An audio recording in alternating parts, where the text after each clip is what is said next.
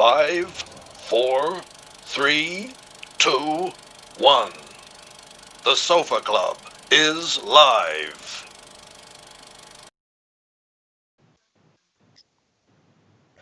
Well, cheers and good evening, or indeed good morning or good afternoon, ladies and gentlemen, all over the world, and welcome to this edition of the Peccadillo Sofa Club. We've got a lot of surprises lined up for you over the next hour, and here's the first surprise. That countdown at the beginning, at the top of the show, that voice was mine. There you go, and that's the truth. This is David McGillivray, and I'm delighted to have with me tonight on the virtual Peccadillo sofa 3 people involved in the film we've just been enjoying, Soft Lad, and they are the director Leon Lopez and 2 of his actors, Daniel Brocklebank, who plays Jules, and Craig Stein, who plays Sam.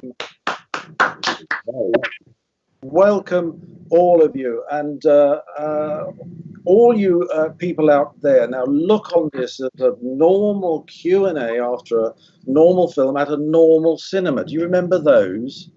The only difference is that this time tonight you have to type your question for our guests. They're going to be delighted to answer anything, and we're going to deal with as many as possible. Type them into the chat box, and I'm looking over here, but in fact I think, depending on the platform you're viewing from, it's here maybe, or it might be here.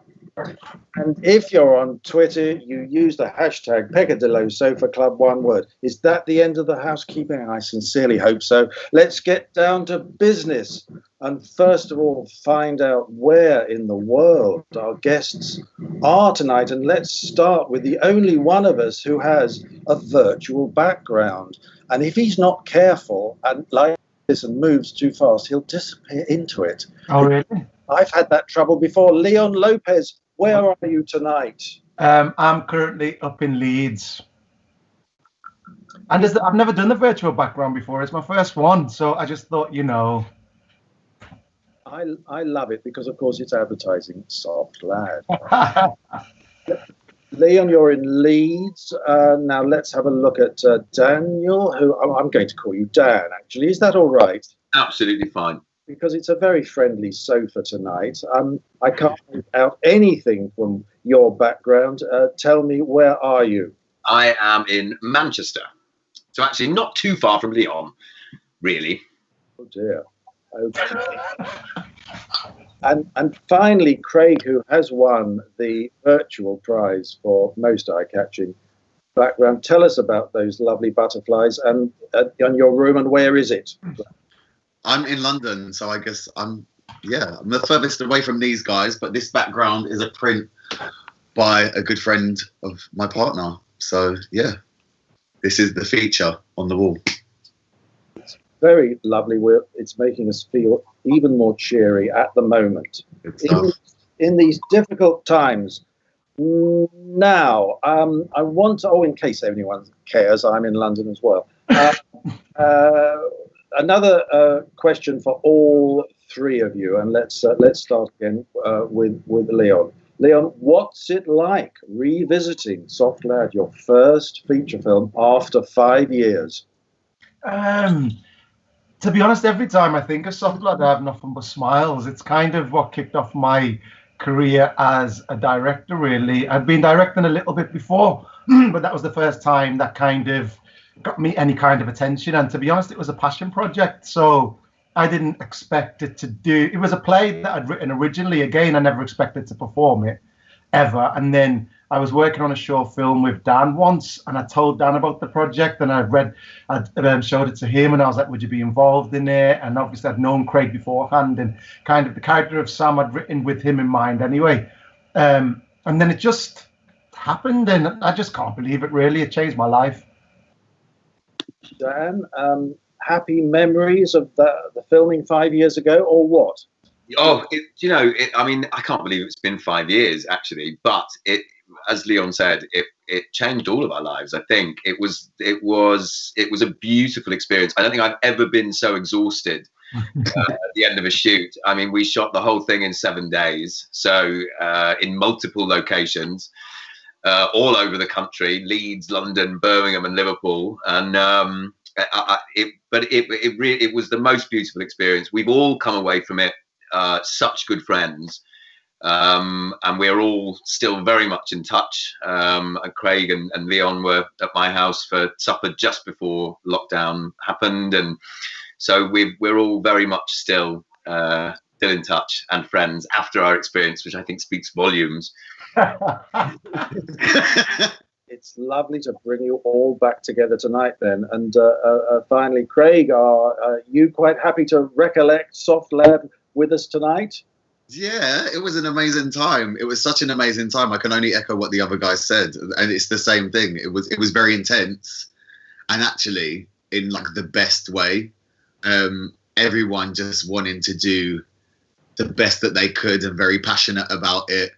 And actually, what was great about it is that, you know, sometimes you do jobs where where you're working during the day and then you leave each other. And actually, the great part was we had to stay together because of how we were filming, and it was such a laugh. It was amazing to get to know each other that way. It was brilliant. It was brilliant. Well, it is absolutely astonishing to hear that the film was shot in 7 days. Honestly, I had no idea whatever. Leon, you've been an actor. You've been around the block for quite a long time. Perhaps you're best known as Jerome, a part you played in Brookside for 3 years. Lots of other stuff, including Hollyoaks and EastEnders. But tell us, why in 2015 did you sign on at the University of East London? Also, the University of East London came about actually 5 years ago today. Exactly was the day that we got in to the East End Film Festival. Peccadillo we premiered there. And it was so weird that this has happened today, because I thought, is it fate or what? Because it's literally all on my timeline's been popping up that this was the day of the premiere. And that festival was sponsored by the University of East London. And the thing what happened with Soft Lab is, it was, as I said, it was a passion project. We got a tiny little bit of money together. Basically, everybody did it more or less as a favour. And when we put it together and put it out, a lot of the feedback came back was, oh, he's a soap actor and he's making soaps. And I just wanted to, there's a lot of stigma in the industry. There is a lot of stigma when it comes to actors, regardless, you know what I mean? And I thought, I don't want to fall into that same trap now that I'm making the move over to direct. And I had a bit of time, and I just told my acting agent at the time, said, look, I want to go and do a year's film course. The University of East London sponsored the East End Film Festival. I applied for it. They actually offered me a bursary. I got like 50% off, which was amazing. And then, I just went and studied there and had a good time, made a lot of films. Peccadillo took a couple of those films on as well. I think they pity me. Oh. Well, as we've already established, you blokes go way back. So I'd like to know exactly how and when you all met. So, Dan, you're a stage and screen actor who's been at it since you were a mere child. Yes. Including 2 years in Emmerdale, of course. Tell us, when did you first meet Leon, and what were your first impressions? Well, I'd always had a bit of a crush on Leon, if I'm being honest, which he knows about. This isn't news to him. And we were, as Leon said, we were shooting a short film in Manchester, and I didn't know that Leon was on board. And I said to the guy who was directing that film, who's playing this particular guy? And he said, Leon Lopez. And I said, are you joking? Oh my God. Oh my God. And I was terribly excited.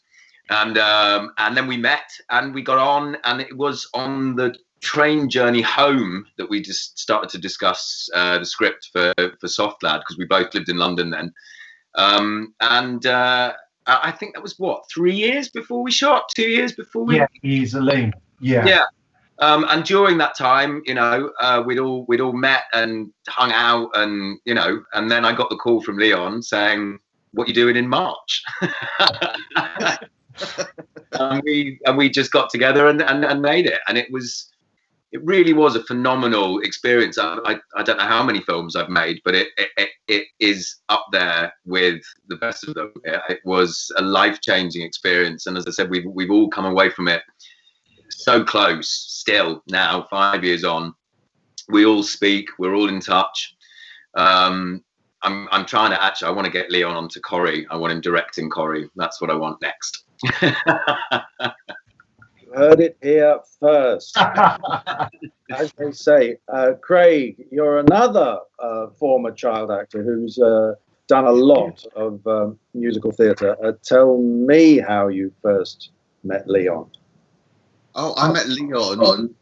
We were doing Rent. Was it Rent we did first? That's what we did first. But actually, because we'd done shows, obviously at the same time, I'd actually worked with people that Leon had worked with. So we sort of met doing Rent, but we're like, oh, you know so-and-so and you know so-and-so. And that was it. And then we went into another job straight after that together as well. We went into a play. And that was it. Like, that was the start of the friendship, like, and the working partnership. And then I'd met Dan in passing, like, because we've been doing it since we were young, we know the same people. So a few times in passing, and then together with Leon. And then that was it. Once we got together and like did this whole experience, and we'd filmed, and that was a wonderful experience. Like Dan said, we stayed in touch. And sometimes I work up in Manchester, and whenever I'm there, I'm like, knock, knock, knock at Dan's. That's it. How nice. Now, we've discovered tonight that Soft Lad began as a play. Again, another surprise. I didn't know this, honestly. Leon, tell us, what inspired you originally to write this play? Were you using people and situations from your own life? And then why did you want to use this script as you would produce and direct? So the play came about, I was doing a musical called Elegies for Angels, Punks and Raging Queens. And we were all basically doing it for nothing, you know, it was for charity, and it was dealing with issues around HIV and AIDS and people who died in the 80s and all of that. And I think a lot of people might know a bit about it. And a lot of the feedback that was coming back from the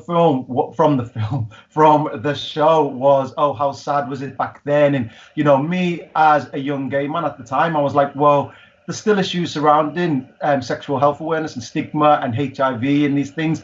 And I thought, I want to write a play that actually has some of these topics in it, but more in a modern setting. So the play of the Soft Lad came about. I just woke up one night and I had the character of David in mind, and I just started writing it, and no word of a lie. And like by the end of the night, I'd written half of it. Then I woke up the next day and I wrote the rest of it. And kind of, and a lot of people will say, oh yeah, you can tell, but kind of what you see is more or less what was written. You know, it didn't. The reason why the film came about was a friend of mine who Craig had already read it, and another friend of mine, Fran, had read it. And Fran, I'd always said she played the character of like Suzanne Collins' character.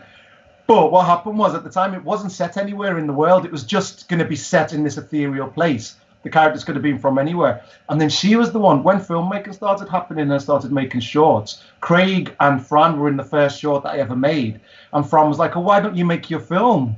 And I went, well, I haven't got a film. And she went, oh, you know, the one that you showed me, Soft Lad. And I was like, well, it's not a film. And she said, oh, well, I think it could be a film.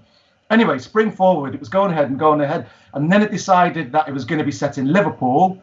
And then there was like, Suzanne was the perfect person to play us. Then I had to break it to Fran. Fran, I've got to give this part to Suzanne. And I was mortified. But like, when you set it, there's nobody who could have played that like Suzanne could have. And then Suzanne's real daughter in real life played her and Dan's daughter. And it always just it all magically worked. And then when we all kind of came together, originally there was a different actor who I wanted to play David, but he was doing up the musical theatre and stuff, and he wasn't available. So then I'd gone to a workshop, and when I was sat there was a guy who looked kind of similar, dark hair, and he sat with his feet pointed, and I was like, are you a dancer? And he was from Jersey, and I said, can you do a Liverpool accent? And I made him do all the class in a Liverpool accent. And then I sent it to the guys and I said, what do you think of this boy for David? And that was Johnny Labby. And it kind of I don't know, magically happened from there, really. Johnny Levy's had a very interesting career subsequently. Look him up. Do you still keep in touch with him? He's not able to join us tonight. He's been messaging us since I put a post out saying it. Him, Suzanne, Laura, all of us would be happy to be here. But when I messaged Tom, when he asked about it, he said, "Oh, we can only get 3 of yous on the feed." So obviously, you know, the homos win all the time. That's the way it goes. We've had a question from Ryan, and it's for you, Leon. Did you ever consider a follow-up to Soft Lad? And he's given you an example. Where would you see the characters now? That's 5 years later. We always spoke about it, and to be honest, recently I was on the phone to Craig because I've come up with I've got this idea for a TV show that I want to make, and as I was going through the idea of that, I thought, I wonder where Sam and David would be right now, and what would have happened to them. And then I thought, should we do that? Because I've been watching, everyone's been watching The Whole World, I May Destroy You. And it's the first time I've seen something that is no holds barred. And, you know, if Soft Lad was made where we would completely show everything, I think if it was made now, I wouldn't make it not necessarily more graphic, but I could go into a lot more detail. And I thought, maybe we should tell the story of these characters. So maybe, never say no, but the thing is, the reason why Soft Lad was able to happen is there was few characters, there was few locations, and it could, you know, I'd already bought a lot of the equipment, so I could shoot everything myself. Whereas now it's got to the point, if I did do a spin-off, it'd need a lot more money because my actors are just so amazing. It's like I need to pay them this time. I definitely need a lot more money. It's time for another surprise, and that is that these Peccadillo shows are rehearsed, just technically, you understand. But we had a little rehearsal earlier this week, and we talked about the importance of not all speaking at once because the system can't deal with it. Now, my memory is that Leon said, well, if I speak louder than anyone else, I'll be heard. And Craig, tell me, was it you who then said, well, that sounds like the rehearsal process for Soft Lad? Any truth in that? Was it you, and any truth in that?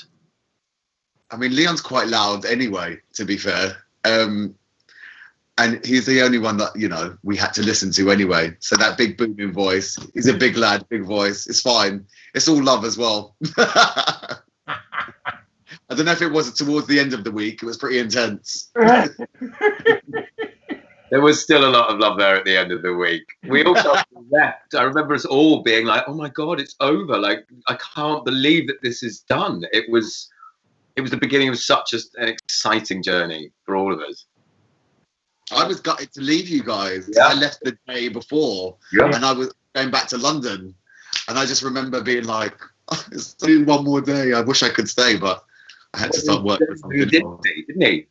Yeah, Johnny lived with Dan for a while. And I lived together for a year after we finished shooting because Johnny was on a job. He got a job while we were filming at the Southwark Playhouse, which they don't pay. And he was living in Surrey. Was it Surrey? Somewhere out of London anyway. And he couldn't afford to do the job because he didn't live in London. So I said, right, well, come and stay with me. And so he did, and he did the job and stayed with me. And then he finished college and needed somewhere to live. So he came and we lived together for about a year. Yeah. And then I moved up to Manchester. But yeah, so it was a little family, like literally a little family. Talking more about rehearsal now and more seriously now, because I think, correct me if I'm wrong, rehearsal must have been such an important element of an intimate drama like this, especially for that final long and very powerful scene. So am I right or am I wrong? How was the rehearsal process? And were you able to use everything, all the technique you'd learned from soaps? For me, so we kind of got together a little bit before and did a read through, and then obviously we had to meet everybody and all the different casts met. And then the key to this was, again, like we filmed one day in Leeds because my friend, who actually I'm living with in Leeds at the minute, he gave us his nightclub for free as a location. So we did we did a day in Leeds. Then we got a house in Birmingham, which, even though it's set in Liverpool, the fact that we could get this big house and we dressed downstairs as as Jules and Jane's house, and upstairs was Sam's flat. So, and we all slept in there every single night. So what we do is we do a read through every night before. We talk through characters, we discuss lines, motivation, stuff like that. Occasionally we might block a little bit out. And then when we got up the next day, we'd shoot what we'd rehearsed the night before. And every night we'd have dinner and we'd do exactly the same each night. So just everyone would just be going off and vibing with each other. And my thing is, especially as a director, and one of the good things that I learned from Soft Lad was when an actor gives you something that's good, go with it. Because most of the magical moments in there, people say, oh, the way you directed them. And I go, yeah. But most of it was them guys. They just did it, you know, and all I helped do was kind of shape it and know where I was going to make the cuts. You know what I mean? It was like, but yeah, that rehearsal, living together every night really helped. Otherwise, we wouldn't have shot it in 7 days. We had 5 days Birmingham, then 1 day in Liverpool for exteriors. We never could have got it in. That figures. It's now time to embarrass the director, and I'm going to come to you first, Dan. What are Leon's strengths as a director?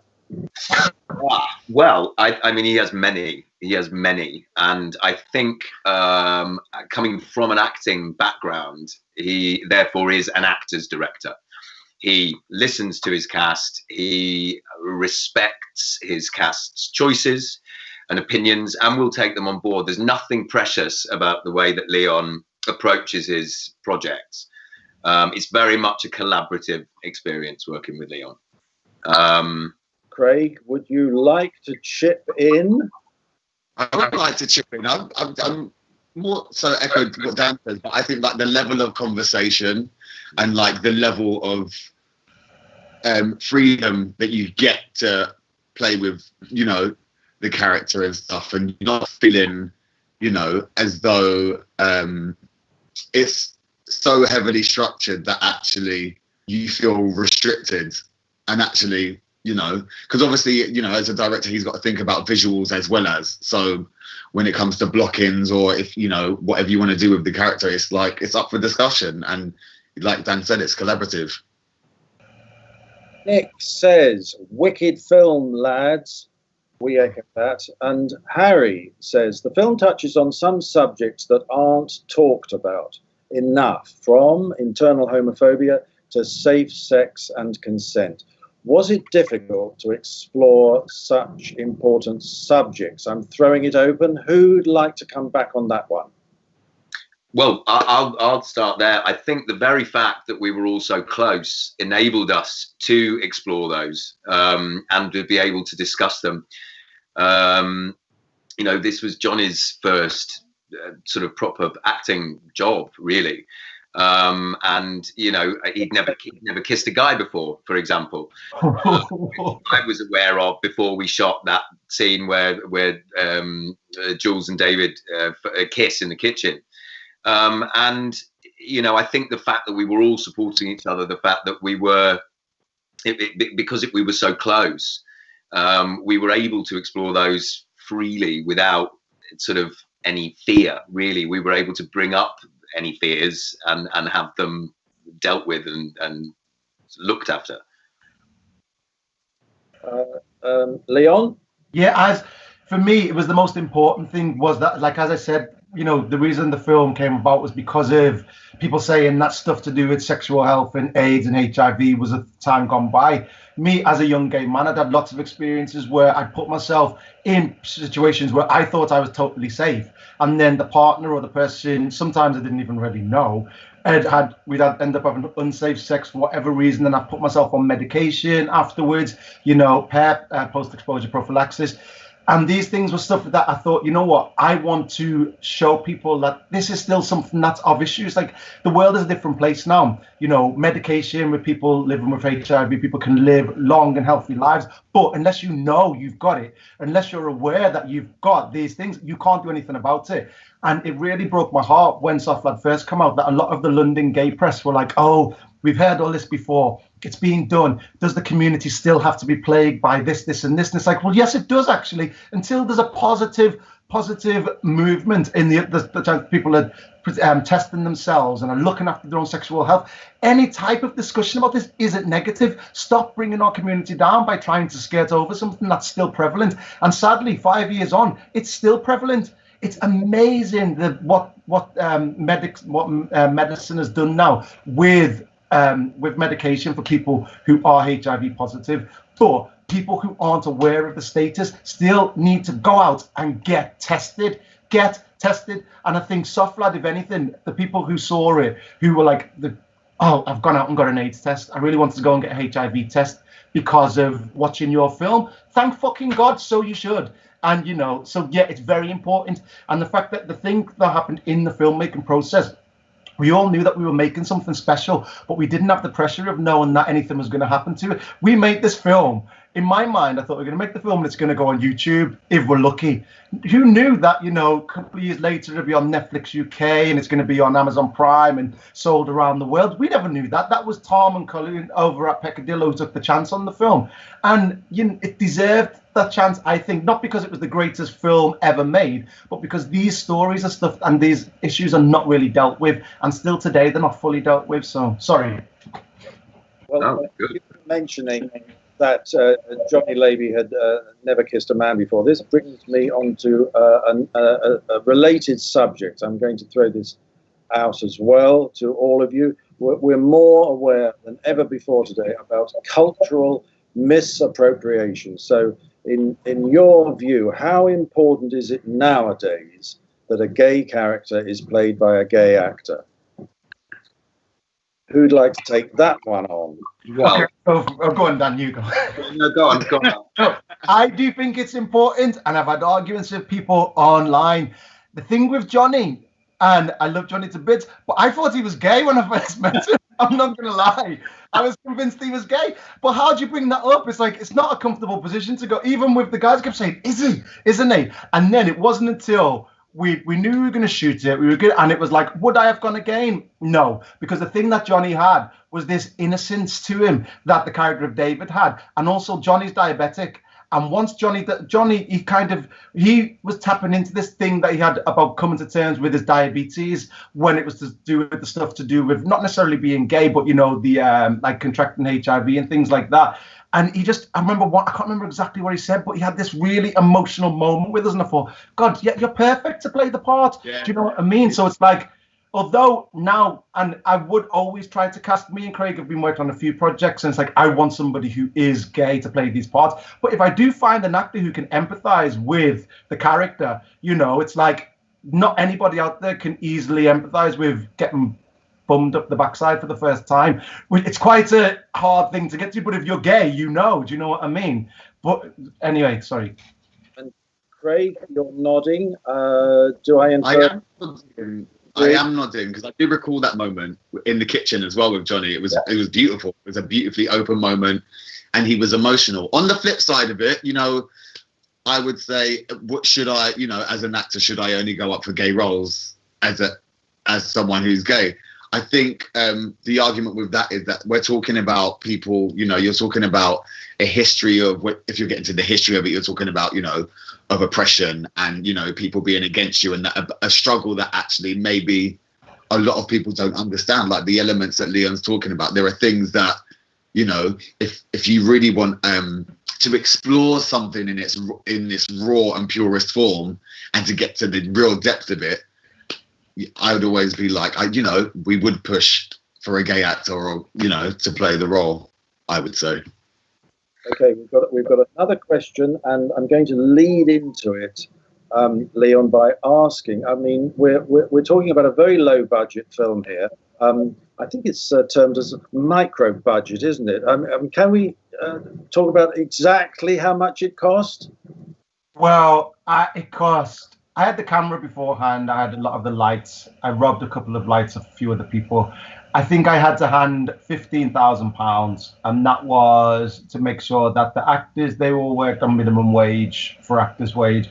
It was the actors got paid. We had to buy a computer to edit it on, because it was either a case of, do we find an editor who's going to cost X amount, or do I spend £2,000 on the computer? So £2,000 went to the computer.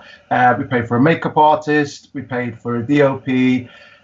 And we paid for the sound guy who took, he's probably watching Simon. He got paid he got paid, what was it once, a fifth of the whole budget practically, because but it was like, that's what he needed. It was like, well, we need the sound guy, he'd come with all these things. So, I mean, in reality, would I have done that now? No. But, it's like that money could have got put in other areas. But we made, I think it was £15,000 in total. £15,000. Please tell me, we talked about the fact that the film has been widely shown since then. Did you get your money back?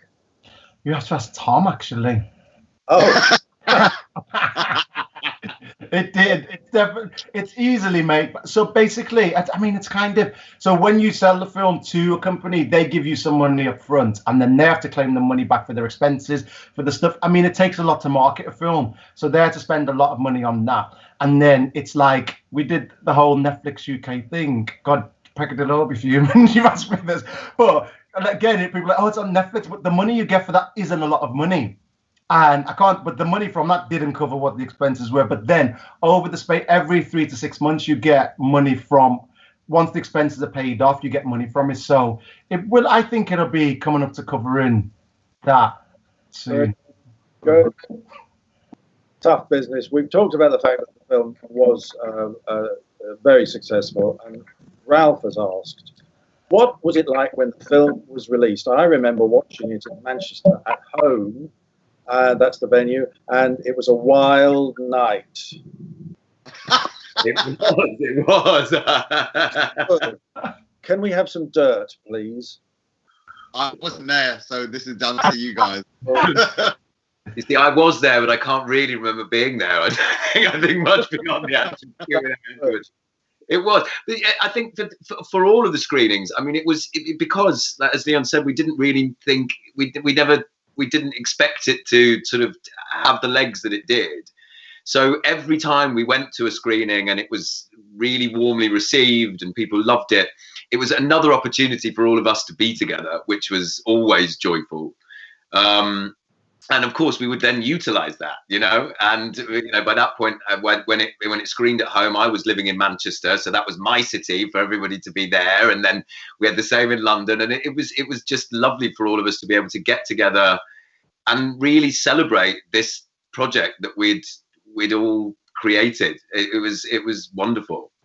Well, friendship is the theme that's running through the whole conversation tonight, which is absolutely marvelous in these difficult times. Here's quite a long question from Paul, and he says, hey, chaps, firstly, thank you. Soft Lad was a real highlight of my career for the very small part I played in its release.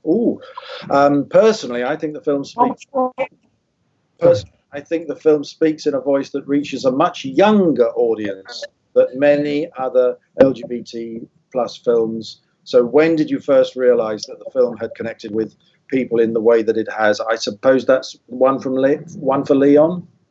Oh, I mean, I don't know. I still don't know if it does. It's weird getting messages from people every now and again.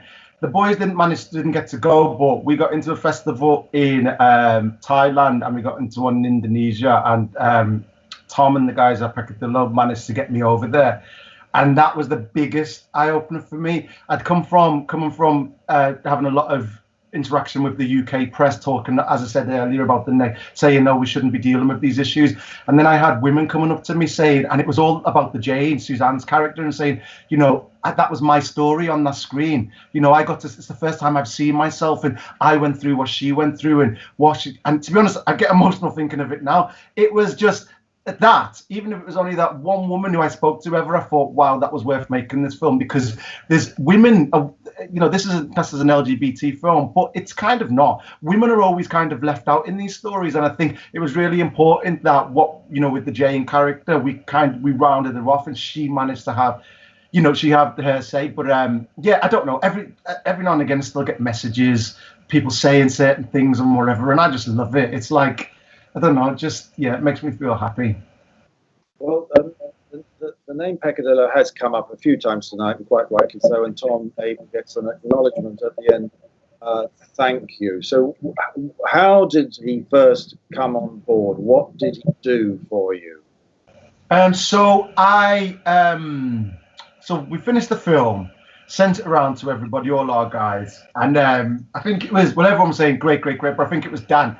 You have to do something with this, bro. And I was like, well, you have to do something. I was like, okay. So there was a lady, she was who was a producer, and I sent it to her, and we said to do a little screening. So we did a screening for the casting crew, and then we brought somebody from Carnaby Films. I mean, it's not really a Carnaby Films film, but the lady who came to see that was like, look, have you heard of Peccadillo? And I knew about the Boys on Film series and stuff like that, and she was like, look, reach out to them, and I think it'll be important. And then there was another company called TLA. So I reached out to both of them, and both got back. TLA got back fired first, actually. And TLA were like, we want to take the film. So then I'd messaged Tom, and I was like, oh, sorry, the guys have seen it. And Tom hadn't watched it yet, and he was like, and I like TLA. I don't know the difference, but the thing is, I looked on Peccadillo's site, and I looked at TLA. TLA had lots of stuff, and it was all around. But Peccadillo, I thought, God, if I could get with them, the film would fit nicely as a home within that world. And then Peccadillo, Tom come back, and he was like, we love the film, we want to take it. And that was it, really. It was, I felt a little bit bad, but it's one of those things. It is business. I get too personal. It's why I sometimes need to take a bit of a step back from the personal side of it. It is business, and it's a lot more of a home-friendly, it's like a more homely place, Peccadillo. TLA is quite sexual, a lot of their stuff. Even if it's not, it looks quite sexual. And Peccadillo, you know, was like up against these amazing people. And Tom's recommendation got me into uni as well, and he's got me all. To be honest, he's been a massive supporter. Some of the stuff he said has really like helped me in my career. So I thank him a lot, even though he does take a while to reply to emails. But I know he's very good. Yes, at times he does. Now, how do I know that? You might ask yourself. I'm now going to reveal something else, and that is that I know that Leon made a lot of shorts while he was at college, and one was called Crossroad, and it was included on this. It's a Peccadillo release, of course, Boys on Film 15, Time and Tide. Now, you may think to yourself, why has he got a copy of this? And I'll tell you, it's because not only does it include Crossroad, but it included a film I made. So, in fact, you know all about these 6 degrees of separation. We're not that far apart. Ah, there you go. Which was your one? Sorry? Which was your film? Oh no, this is not about me. Oh, good God. Let's move on, because Sean has asked, what were the best and worst moments of the shoot? I'm going to come to the actors first for that. And let's start with Dan. Well, I mean, I can think of a bad. I mean, do you know what? We were exhausted. The last night in Liverpool, we were shooting the scenes with Johnny and I in the car. Do you remember? Oh my God, we were so tired. We'd been doing 20-hour days for 7 days, and we were exhausted. And we'd rented this apartment for the last night to all of us stay in Liverpool, and we were so tired, all of us. Thankfully, nobody was raggy, nobody lost their temper.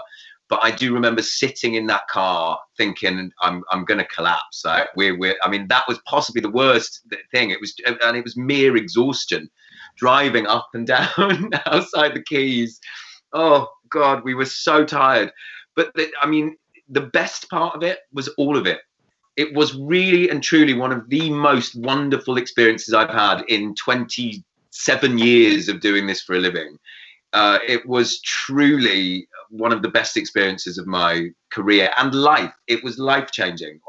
We made amazing friendships out of it. We all made very interesting life choices after it, and because of it, in some respects. It sent us all off in different directions, and we've all remained together through all of that. And it was truly beautiful. And Craig, what do you remember with horror? I would say, no, do you know, I would say the scene on the bench, actually. I've never been so fucking cold in my life. Like, and I remember Leon being like, I was like, Leon, I'm really cold. Well, babe, if it was the BBC and you were doing a BBC drama, would you complain? Would you complain? I was freezing. He was like, yeah, we'd have warm coats if it was in the BBC. Yeah. We'd have, like, you know. I remember you all coming in blue because I was cooking dinner. I was on dinner duty that night. I was making dinner for everyone. And you all came in with blue lips. It was freezing. It was so cold. It was basically slave labor. But, you know, I love you, Leon. I'll do anything for you. But my best memory, do you know what? The dinners, actually, that, like, when we were in the house and we had the dinners, and then, you know, getting to know each other. And at one point, me and Dan were just outside at one point talking and laughing at one point. I've never laughed so much in my life. Like, we were just outside in the garden, just pissing us. And it was just a really, really sort of, because it was quite, you know, 7 days filming and it's quite heavy subject matter, you know. It was just a lovely moment to be able to release with each other as well. Just being in that environment. Yeah. It was really great. And Leon, the whole experience must have been marvellous for you, because it was your first feature film. But was there ever a point when you thought, I wish I hadn't done this? No, never. I wish I could do it again tomorrow. Oh my God, literally, like, never. Like, it was the best thing that's ever happened to me. And the best thing was, everybody was like, oh, you'll never do that. Oh, you can't do this. Oh, this isn't possible. We're like, we fucking can, and we did. And literally, it was the same. It was the actors, everybody. It was like, well, we can. I mean, Suzanne, everybody, we were just like, yeah. And I think we had some comedy moments. I mean, I'm going to call him up. I mentioned him already, Simon, the guy who did sound. Oh my God, we had some comedy moments. He was literally like, he said to Suzanne at one point, oh, your heart beating's really loud. And she's like, what am I supposed to do? So I'm picking up on the microphone. And then he said to Dan something like, what did he say about, oh, the thing is, within television and film, I'm like, really? You're telling the man he's been in films with Keira Knightley and these amazing, massive Hollywood films? Yeah, I think he knows how the film industry. But Dan, oh, Humble was like, oh, really? It was just so comedy. But we were in discussion even before we started shooting. Do you remember we were going to have a costume budget? Yeah. And I obviously, there's an element of vanity when you're on camera. And I said, look, I'd rather negate a costume budget and pay for a makeup artist. Yeah. Everybody went, yeah, fine. So we all brought our own costumes and we used the money that we were going to use on costumes to pay for our makeup artist. So there was, it was collaborative in every respect. Yeah. That's another story. Jack from Gaffer Tape. The Gaffer Tape moment, but no, let's keep it. God, the Gaffer. That's the memoirs. Leon, apropos of what you just said, Ant says, would you have made the film any differently if you made it now? Yeah, I mean, the only thing I would change is I would have liked to have. Well, it depends really. If I had the same money, if we had a budget, yeah, of course. The stuff that's detailed, I'd like to have gone into more. Would like to have brought more scenes out of it.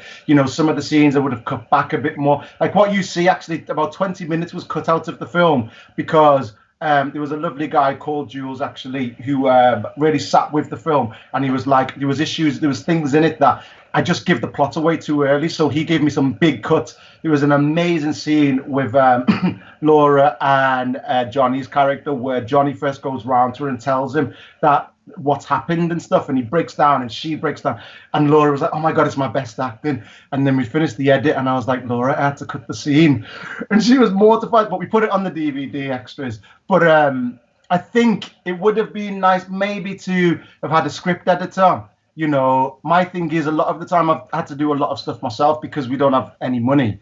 But one thing I would have liked, again, not to change too much of it, but just to kind of trim stuff back so I wouldn't have had to do so much in the edit. And also, I think there could have been moments where, some scenes could have been split a bit more and whatever. But the only thing I'd change is money, really. Just have money to be able to pay more people to do the jobs. Because it's like, you had all the cast were doing the set dressing at the same time as doing the costume dressing, doing what, we were all kind of on book for each other. If you weren't in a scene, you'd be on the script behind the camera, who was like helping actors, because we were working at such a fast pace. So literally it's like everybody was doing 100 different jobs. It wasn't just me being behind the camera and whatever. It's like everyone was doing lots of things. So, but again, if we didn't do that, would it have been what it was? Probably not. So, and while we're mentioning this, Craig, not only did you appear in the film, but you had a hand in the production. You choreographed the first scene. You wrote a song. Have I missed anything else out?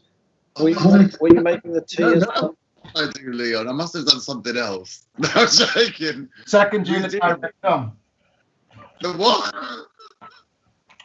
But actually, Craig was, because this was Johnny's first film. So Johnny's a lovely, beautiful actor, but Dan and Craig were both at different times. He had a masterclass on that. Like literally, we had two of the best actors working with them, and they brought them, because you know a director's job isn't to kind of give acting lessons, and not that Johnny needed acting lessons, but this was his first time on set, and those guys were just imparting all of their wisdom on him. They were like acting shooters at the same time. It's like, Johnny, the way he speaks about us, you know, for what's happened in his career, he's gone, look how successful he's been. And it's not our fault. He's done it because he's great. But the stories that Dan had told him, you know, the experience that they've managed to pass on to him is invaluable. And, you know, if I was his age and I got my first job with these two, bloody hell, I think it was Christmas. But we would never have had that had we not all been sleeping on airbeds in the same bedrooms, in sleeping bags, and been able to have supper together every night and discuss everything and go through it. And that, I think that is what made it what it was. The fact that we had no money and the fact that we had to live and work in that way, I think that is the reason we ended up with the product, you know, with that feel, that vibe, that togetherness. And also, with doing some choreography and music, you know, we talk about it like this now, or that we're having a conversation about this film that had the release. But again, at that time, it really was a passion project. Yeah. So writing a song and doing some choreography wasn't, I didn't know it was going to do this. I was like, okay, let's try and write some lyrics. Let's get a guitar lick down. And I called my cousin to do the guitar lick. And then it was like, oh, we need to film this bit at the beginning. Okay, let's just do some steps. This is going to be what the routine is. It's you know, in hindsight, it's like, oh, it was just what we wanted to do and what we were passionate about. There wasn't this sort of like, and it's going to cut into this and the song's going to fade into. It was just, let's just tell the story as best we can. I think this is the movement. I think this is the song that would maybe fit underneath it. And also, again, we had no money. So if we had money, what Liam would probably do is get a choreographer and a songwriter. No, you. Yeah, you. That's what you are. Choreographer Robbie Williams. This man is the most humble person I know. God. Another couple of comments. Josh says, can we take a moment to appreciate how wonderful Sam is? Yes, I think we can take that moment. Yes. And Stephen says, you can imagine your characters having a cuppa at any moment. How do you take your tea? What's the best kind? How do you react to that, everyone? Can you relate to that? I like the tea piping hot, girl. No.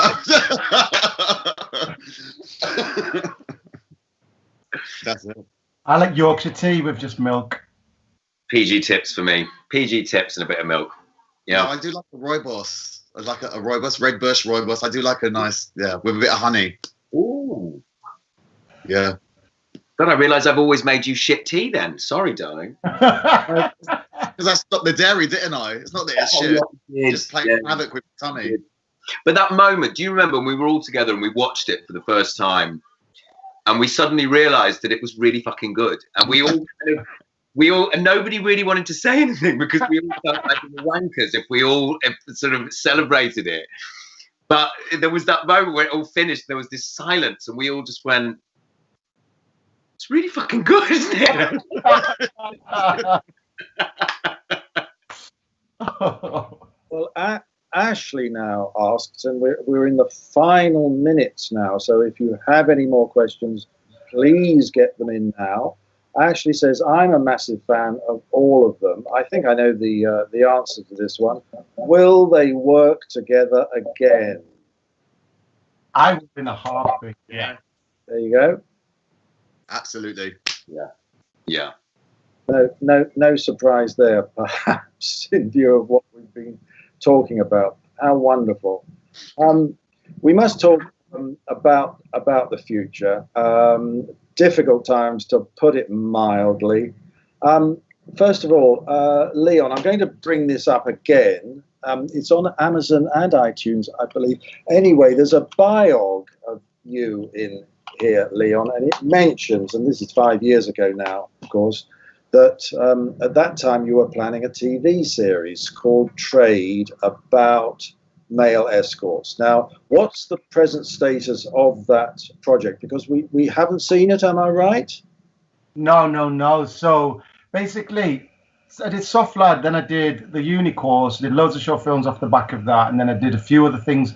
And again, it's like I set up a little production company, Brown Boy Productions. I've got all the equipment, I've got all the gear. But the one thing Soft Lad's taught me is that as great and as passionate as everybody can be, you do need money. So it's like I'm not at the point where I can fund stuff myself in the same way that we did with the Soft Lad thing. But Trade is a lot bigger, and it's another passion project. It's LGBTQ+, but it's got everything in it. It's all these different characters from my life, people who I've met. It's people I've met, there's male escorts, there's struggling artists and whatever. And it's ready to go basically. And I've had it out to the round. I've had it in front of a couple of commissioners. I've been told that the world's too, and again, it's another reason why I love I May Destroy You, because it's like, again, somebody to watch that and think, oh, it could be quite niche. And that's what people have said about Trade. And it's like, I know that there's something in it, and everybody who reads it goes, wow, this is great. It's had so many different rewrites. Like, the story's in a really strong place. I've storylined it. I've written the first 3 episodes, and I'm happy to work with other people to come on board, to write it, to whatever. That's what I've learned. But I just need money, and I need an outlet for somebody to make stuff. I've applied to all these different, we've had success with Soft Lad. I've worked now as a director in soaps. I've worked at Hollyoaks, Emmerdale, but still, there's a stigma to them. It's like, oh, you're directing soaps. If you want to do drama, you need to do this. What we need to get out of in this industry when it comes to anything from performers through to production is, why is there such a stigma if you do one genre that you can't do something else? So what I'm hopefully going to do is hopefully I want to do is break that within my work. But with Trade, as I say, I need somebody just to not even take a chance, but just give me the money to make the pilot. And it's not, I've shown, like with Soft Lad, we made it for 15 grand. Yeah, a lot of it was favors, but everybody who needed to get paid got paid. And with Trade, again, I've got a tiny little budget. All I need is like between 50 and, sounds like a lot, but 50 to 100 grand to shoot a 45-minute pilot for something. And I know that it could be HBO or Netflix standard. It's like, but again, these big networks, they're only going to take chance on people who've had big hits. So, well, you never know what Leon. A couple more comments here. Jenny says, love this film. You lot are cracking me up. So always good to know. And Lee says, loving the beard action. There is a lot of beard action, I have to say. Did we do all this in lockdown, or? We did. Oh, okay. There's nothing else to do. Dan, we're in an appalling situation. We still don't know. There's still definite news about when theatres will reopen. Well, the production will resume. What are you hoping for most after this crisis is over, personally? Well, I mean, I do you know what? What I'm hoping for, I think, most is that people will come out of this better than they went into it. I think it's been an opportunity to be incredibly self-reflective. I spent the majority of it alone, locked in my house, and I've never spent that much time by myself before. It was an incredibly interesting time, difficult at points, joyous at others, and I've come out of it knowing myself a lot better, and I hope a better person for it. I mean, work-wise, I'm very, very fortunate. I'm currently in Coronation Street, and we are back in production. My first day is Monday. They started back a month ago, picking up the episodes that we weren't able to finish shooting before lockdown happened. We've staggered it very slowly. My first day is on Monday next week. I am terribly excited. I can't wait, and I know that I am incredibly fortunate to have a job to go back to, whereas so many friends of mine's projects have collapsed and will not be remounting for the foreseeable future. So I am incredibly fortunate.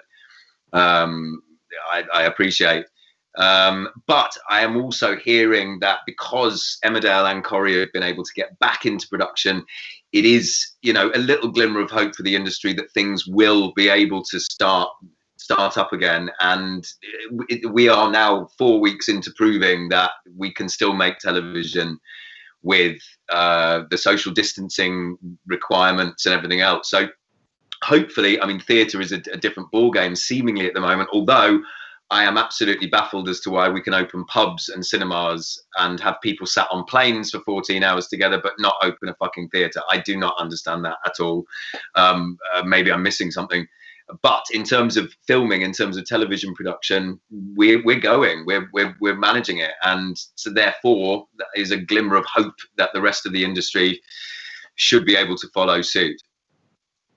Marvellous, particularly marvellous news about Corrie resuming. And Craig, it'll have to be brief, unfortunately. Anything you've got on the shelf that hasn't been released yet, or what are you looking forward to when this nonsense is over? Yeah, I've worked. I did a little bit in the new Tom and Jerry film that's coming out next year. I think it's out early next year. And then I go back to work on a project that I'm not allowed to talk about, but we go back to work towards the end of towards the end of the year. So again, I'm really fortunate as well. It's really nice to be in that position. Again, you know, you do have sympathy for everyone else, especially when, you know, the whole world has been in this position.